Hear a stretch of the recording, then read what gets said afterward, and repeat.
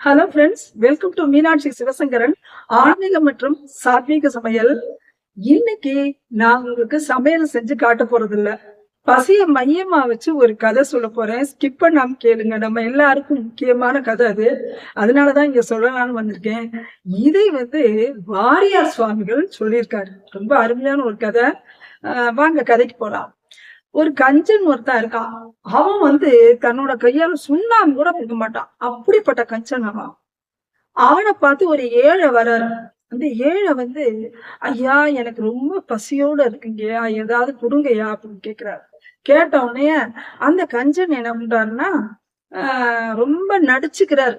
ஐயோ பாவமே, கடவுள் ஏன் இப்படி உன்னைய சோதிச்சிருக்காரு, பார்க்கவே கஷ்டமா இருக்கேப்பா, வயிறெல்லாம் ஒட்டி கிடக்கே, சரிப்பா வா இந்த கடையில ஏதாவது வாங்கி தரேன்னு ஒரு கடைக்கு கூட்டிட்டு போறாரு.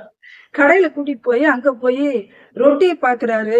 சரி அந்த ரொட்டியை வாங்கி கொடுக்கலான்ட்டு ஏயா கடைக்காரர்கிட்ட கேக்குறாரு, இந்த ரொட்டி என்னப்பா புதுசா பழசா நல்லா இருக்குமா அப்படின்னு கேக்குறாரு. உடனே கடைக்காரர் சொல்றாரு, ஐயா இது வெண்ணெய் மாதிரி அவ்வளவு மிருதுவா இருக்குங்கய்யா, சாப்பிடவே ரொம்ப நல்லா இருக்கும். அப்படியா, பாத்தீங்களாயா அவன் என்ன சொல்றான்னு கேட்டீங்களா, வெண்ணெய் மாதிரி மிருதுவா இருக்குங்கிறாரு. சரி அப்ப இந்த ரொட்டிக்கு வெண்ணெயே தேவலாம், வாங்க உங்களுக்கு வெண்ணெய் வாங்கி தரேன்னு சொல்லி வெண்ணெய் கடைக்கு கூட்டிட்டு போறாரு. வெண்ணெய் கடையில கூட்டிட்டு போய் வெண்ணெய் கடையிலையும் போய் என்னங்கய்யா இந்த வெண்ணெய் எப்படி இருக்கும் அப்படின்னு அங்க போய் கேட்கிறாரு. கேட்ட உடனே வெண்ணெய் கடைக்காரர் சொல்றாரு, ஐயா இந்த வெண்ணெய் பனிக்கட்டி மாதிரி வெள்ளை விளையன்னு இருக்குயா, அவ்வளவு அருமையான வெண்ணெய்யா அப்படிங்கிறாரு. உடனே இந்த கஞ்சன் பாக்குறாரு, பாத்தீங்களா வெண்ணெய விட பனிக்கட்டி தேவலாம் போல இருக்கே, சரி வாங்க நான் உங்களுக்கு பனிக்கட்டி கடையில பனிக்கட்டி வாங்கி தரேன். பனிக்கட்டி கடை பனிக்கட்டி போய் பார்த்துட்டு அங்கேயும் இதே மாதிரி கேள்வி கேட்கிறாரு. பனிக்கட்டி கடைக்காரர் என்ன சொல்றாரு, ஐயா இந்த பனிக்கட்டியை பத்தி உங்களுக்கு தெரியாது, தண்ணி மாதிரி பல பல பல பலன்னு இருக்கும் அப்படிங்கிறாரு. அப்படியா, சரி சரி பாத்தீங்களா அவர் சொல்றதை கேட்டீங்களா, தண்ணி மாதிரி பளபளன்னு இருக்குமாமே, சரி வாங்க இதுக்கு தண்ணியே மேலு அப்படின்ட்டு வாங்க எங்க வீட்டுக்கு கூப்பிட்டு வரேன்னு சொல்லி வீட்டுக்கே கூட்டிட்டு வீட்டுல போய் ஒரு சொம்பு தண்ணி எடுத்துட்டு கொடுக்குறாரு. தண்ணியை கையில கொடுத்த உடனே அந்த ஏழைக்கு பயங்கர ஆத்திரம் வந்துருது.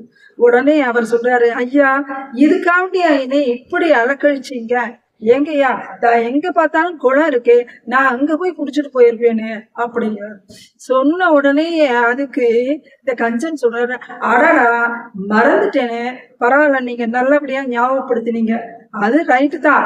ஏன்னா குளத்துலயே இதை விட சுத்தமான தண்ணி கிடைக்கும், நல்ல சுவையான தண்ணி கிடைக்கும். பேசாம குளத்துல போய் தண்ணி குடிச்சிட்டு அங்கேயே மரம் இருக்கு, மரத்து நிழல்ல நல்லா இளைப்பாருங்க அப்படின்னு சொல்றாரு.